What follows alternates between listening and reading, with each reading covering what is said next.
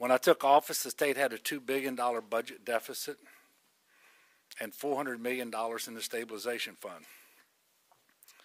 I'll be leaving office with $3.2 billion in 2 reserve accounts, a balanced budget that adequately invests in our most critical priorities. Last year, we ran a $300 million surplus.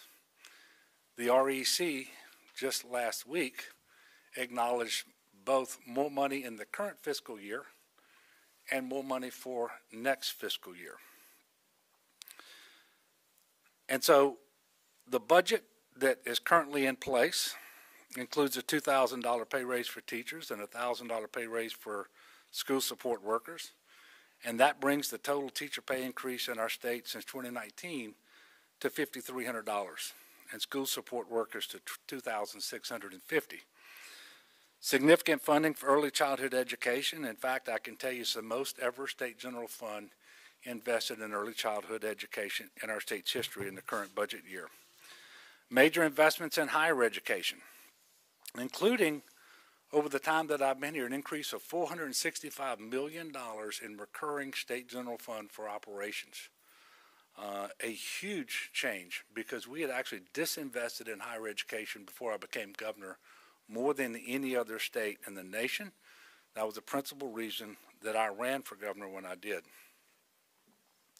A permanent supplemental pay increase for law enforcement and firefighters, historic investments in roads and bridges and ports and other infrastructure, historic payments to reduce our debts, like the unfunded accrued liability of our pension systems, to pay all of the judgments that we had, to close out the Road Home program, to meet our obligations under the non-federal match requirements for the Hurricane Storm Damage Risk Reduction System, and so forth. And I'm also very proud to say that the unemployment rate in our state is the lowest ever measured at 3.3% as we speak. The lowest ever measured, and is well below the national average. Also proud to tell you that in the most recent quarter, Louisiana's gross domestic product grew at a greater pace than 40 other states. Our growth rate was 3.2%.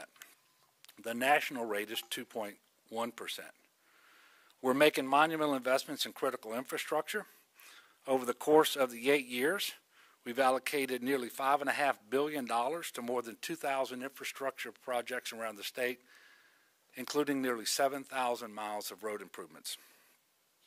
Over $10.1 billion in bipartisan infrastructure law and Inflation Reduction Act funding has been announced for Louisiana.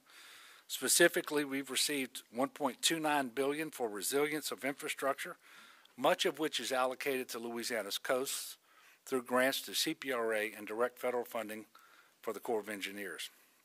Louisiana, in fact, is ranked 12th in the country in resilience funding overall. Just last week, I announced Louisiana is leading the country in putting the bipartisan infrastructure law broadband funding to work. We are the very first state in the nation to receive our funding allocation.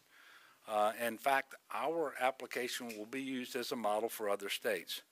We announced the approval of $1.355 billion to ensure that we close the digital divide by 2029. We've also made progress in economic development. We've announced more than 261 economic development projects across the state, representing more than $94 billion in capital investment. We set a record this year with more than $25 billion in direct investment in Louisiana, our third straight year topping $20 billion.